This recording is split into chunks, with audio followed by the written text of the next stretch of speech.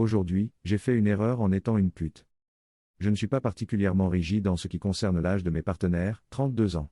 Je ratisse large et si un homme a quelques années de moins ou de plus, cela ne me dérange pas vraiment. Et par quelques années, je veux dire à peu près 10 ans.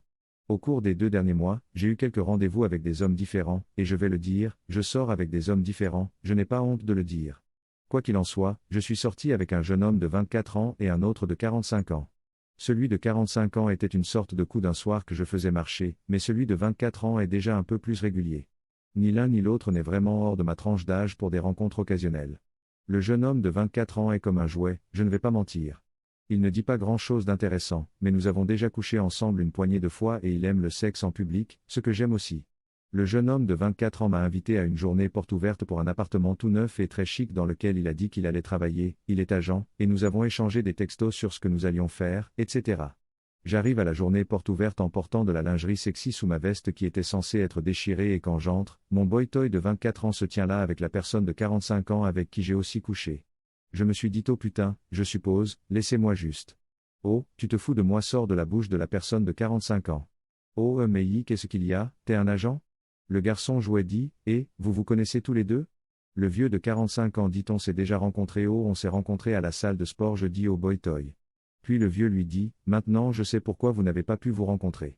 Apparemment, le boy toy a parlé de moi à son collègue et lui a dit que nous allions coucher ensemble dans la chambre principale parce qu'apparemment ils sont des potes de travail malgré leurs 20 ans d'écart. Merde. On ne s'est pas retrouvé dans la chambre principale.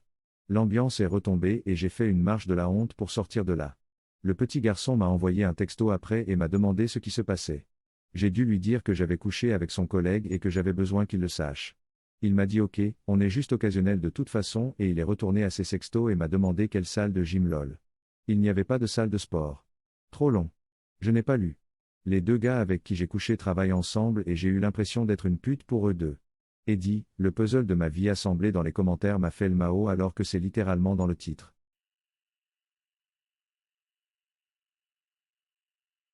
Aujourd'hui, j'ai fait une bêtise, ma femme m'a cassé le nez et je l'ai bien mérité. Standard, c'était il y a environ 5 ans. Une autre chose importante à noter pour cette histoire, c'est que je peux parfois être un vrai boulet. En tant qu'aîné d'une fratrie de 5 enfants et de 13 cousins, j'ai toujours eu le devoir solennel de sauter sur les gens dans l'obscurité ou au détour d'une rue pour leur faire peur. Peu importe le nombre de fois où je fais cela, je trouve cela incontrôlablement hilarant, surtout si la personne se met en colère. J'ai évidemment continué à le faire lorsque j'ai emménagé avec S. Et elle se mettait en colère à chaque fois. Plus elle s'énervait, plus je riais et plus je riais, plus elle s'énervait. Quoi qu'il en soit, un jour, il y a environ 5 ans, ma voiture était dans le garage et j'étais rentré à la maison en train, arrivant quelques minutes avant S lorsque je suis monté et que j'ai regardé par la fenêtre, elle venait juste de s'arrêter. Comme ma voiture n'était pas là, il n'y avait aucun moyen de savoir que j'étais à la maison. Je me suis donc caché sous le lit.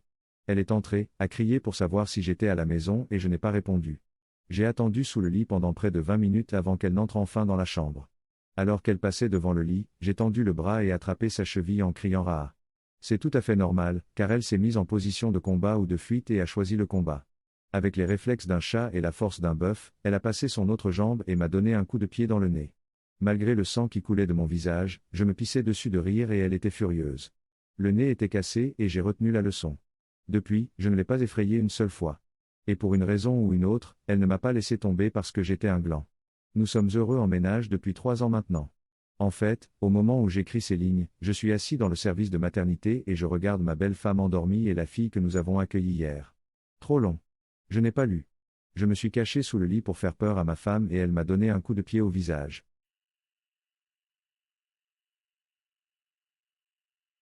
Aujourd'hui, j'ai fait une erreur en transmettant un message à mon groupe familial qui donnait l'impression que mon mari me trompait.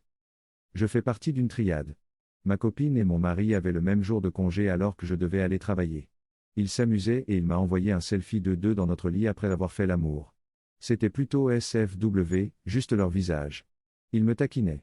Je lui ai répondu je te déteste, ce qui est une blague parce qu'ils savent tous les deux que cela me rend incroyablement heureuse de savoir qu'ils passent du temps ensemble. C'est un stimulant pour moi. J'ai fait une capture d'écran de la discussion. J'avais l'intention de la transmettre à ma petite amie pour la taquiner ou flirter avec elle. Au lieu de cela, je l'ai transférée à mon groupe familial.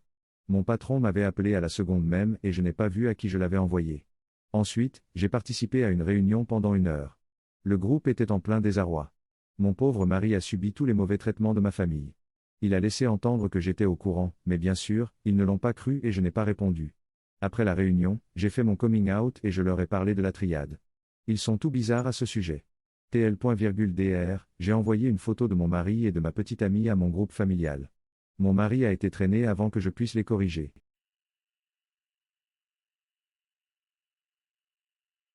Aujourd'hui, je me suis trompé en faisant une petite blague sur moi à propos d'un paquet. Je plaisante parfois sur le fait que j'ai un petit pénis. Je préfère dire que je suis de petite taille, car la plupart des hommes disent qu'ils en ont un gros. Je ne pensais pas qu'il était petit. Il n'est pas grand, mais certainement pas petit, du moins c'est ce que je pensais.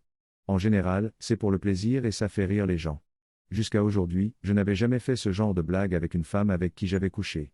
Je n'ai pas non plus l'habitude de faire ce genre de blague avec des femmes, à moins qu'il n'y ait une certaine dynamique entre nous. Pour être clair, je ne cherchais pas de validation ou d'objection, mais lorsque j'ai fait cette blague, elle a ri et a semblé être d'accord. Même si je ne cherchais pas d'objection, sa réponse m'a surpris. Je suis maintenant hanté par cette histoire et je doute des femmes qui m'ont dit qu'elles étaient satisfaites. Notre rencontre remonte à plusieurs années, il se peut donc qu'elles ne s'en souviennent pas. Je pense aussi que je l'ai laissée insatisfaite et que c'est la raison pour laquelle nous n'avons pas repris les choses malgré tous mes efforts. Mise à jour, merci pour la réponse. Je voulais juste clarifier 2 ou 3 choses en me basant sur les réponses courantes.